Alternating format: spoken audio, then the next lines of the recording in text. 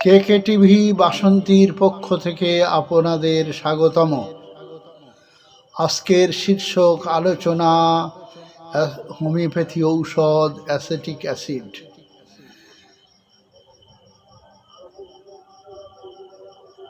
অক্ষুধা, দুর্বলতা, শীর্ণতা,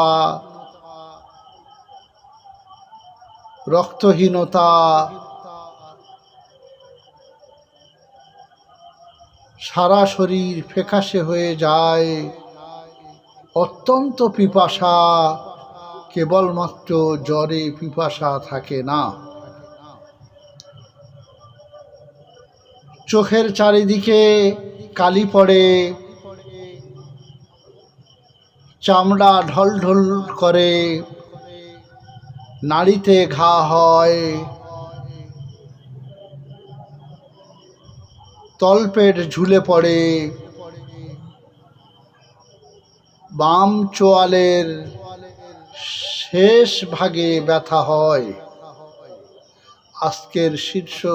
আজকের আলোচনা এ পর্যন্ত। কে টিভি দেখার জন্য আপনাদের ধন্যবাদ।